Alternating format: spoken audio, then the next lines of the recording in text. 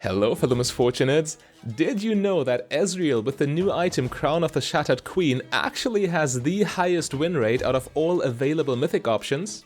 And it is not even close. Looks weird? Don't worry. In this video you will learn exactly how Crown Ezreal works so you can too get some easy wins with this new strategy. Or I don't know, learn how to defend against it. While AP Ezreal builds are possible, note that Crown Ezreal is still a regular ADC and deals tons of physical damage. You don't build Crown because it gives you ability power, you rather build it despite the fact it gives you ability power. Ezreal can pull it off since all his abilities have okay AP ratios, which means the gold you spend here is not a complete waste. The other stats on this item are however quite strong on Ezreal. Ability haste and mana help a lot because the champion heavily revolves around spamming his spells, and HP is always useful too. The big selling point though, the main reason you want this item is of course its unique passive. We ADC mains all know the struggle. I mean, you only have to spend about 5 minutes on Reddit to realize that the League community unanimously considers AD carries to be underpowered. And indeed, it is like playing a horror survival game. One misstep and you instantly get one-shot killed. There is a lot of burst damage in the game and ADCs are notoriously squishy, which can make the role feel rather frustrating to play at times.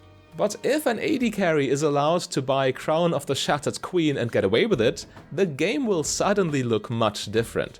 The Safeguard passive effectively makes you immune to assassins because a 75% damage reduction for 1.5 seconds is just impossible to beat with sheer force. The only counterplay your enemies have is to put the passive on cooldown first and then to engage for a kill.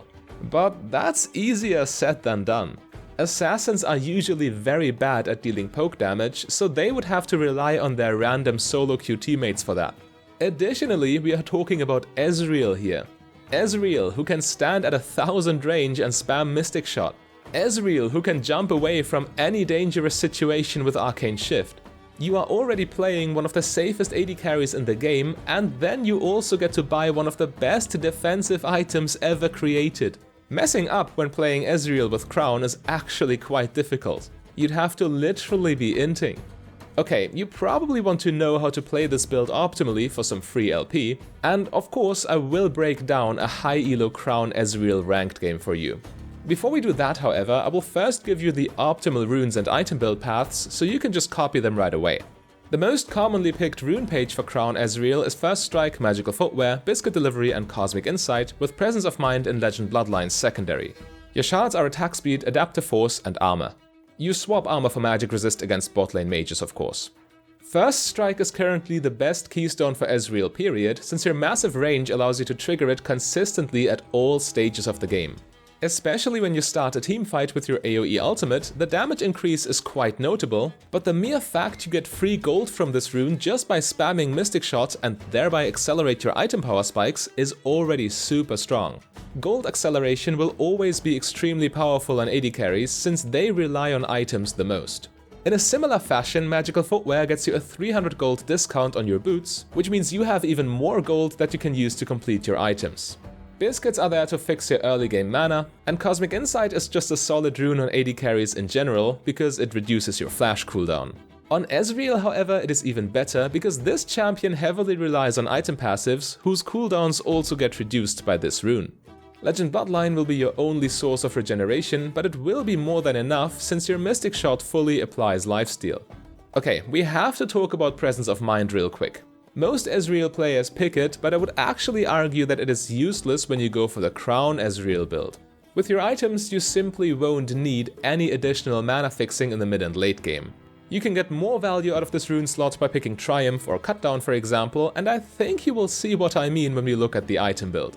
You start the game with Tear of the Goddess and 2 health potions, and your first completed item is Essence Reaver. Since your mythic slot will be occupied by Crown of the Shattered Queen, you can no longer buy Divine Sunderer or Triforce. But Sheen effects have perfect synergy with Ezreal's playstyle, so Essence Reaver is the next best item to buy here. The crit chance on this item is not as good as it would be on other AD carries because Ezreal's Q cannot crit, but you still auto-attack occasionally, which means it is not useless either. All the other stats on Essence Reaver are of course perfect for Ezreal, and unlike other Sheen items, Essence Reaver also refunds mana whenever it procs. This means as soon as you complete this first item, which by the way is very cheap to get, Presence of Mind will already be 100% superfluous. The only time frame in which you can get value out of Presence of Mind is during early game teamfights, which are quite rare to begin with. Additionally, Tear in combination with Biscuits should still provide more than enough mana in lane. Trust me, be brave, click the subscribe button and ditch Presence of Mind for something more useful. Most Ezreal players probably just pick that rune out of habit at this point, but this is not good if you want to truly optimize your strategy. After Essence Reaver, you upgrade your magical boots to Lucidity boots and your Tear to Manamune. Like with most Ezreal builds, your items are designed to enhance your Mystic Shot as much as possible, since it is your main damage source. With these items, you already have quite a bit of cooldown reduction and 2 damage amplifiers that trigger on your Q. You hit very hard at this point, and killing your enemies won't be a problem. And as soon as you complete your next item, getting killed by your enemies also won't be a problem anymore. I've already talked about Crown of the Shattered Queen, but I would still like to point out here that there is yet another strong synergy with this item. Well, first of all, you get another 600 bonus mana, which makes Presence of Mind even more useless, but with Manamune you actually weaponize this mana.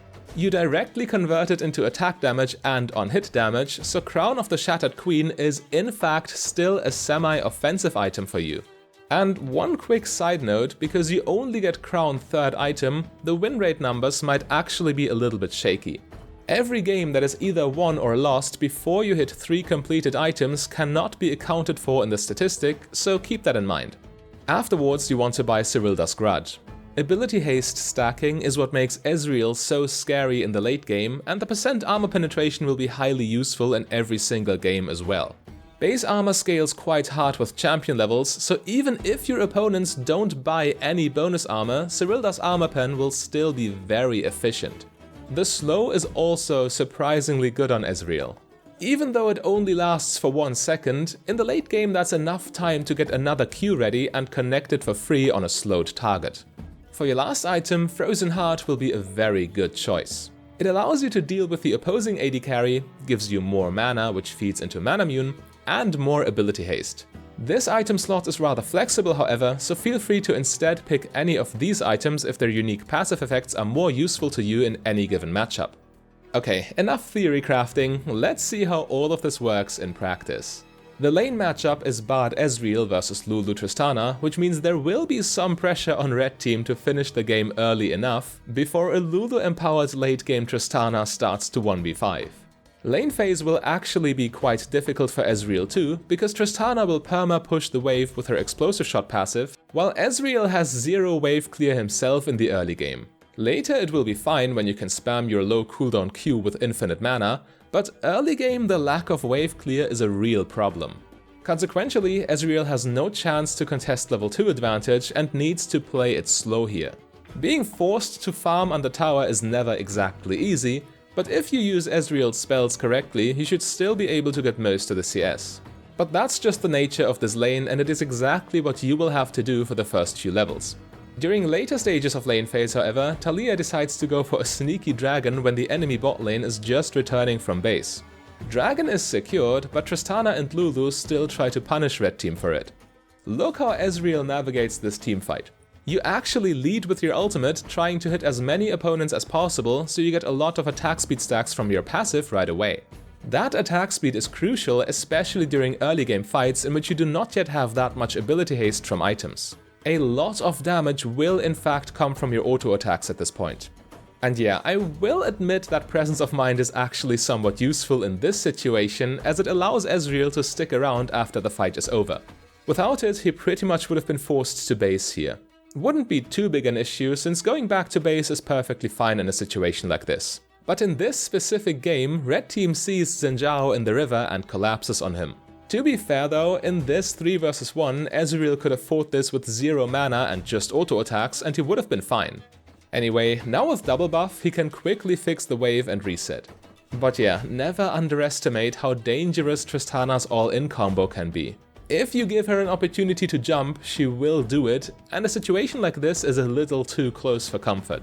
Luckily, Ezreal has the range and mobility to play around a potential tower dive, and in this case he even has red buff to heal him back up.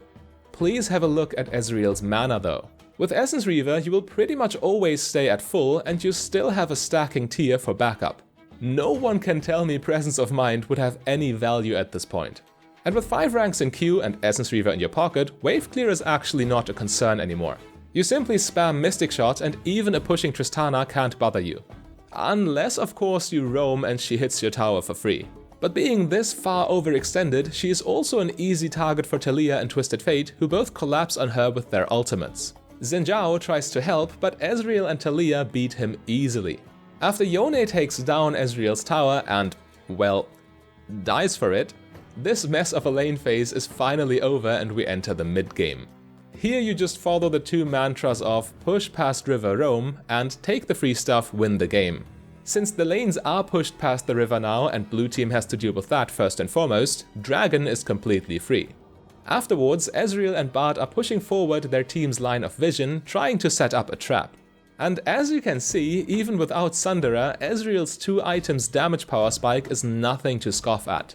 He didn't even connect a Q here and still got Tristana down to 60% health, causing her to flee.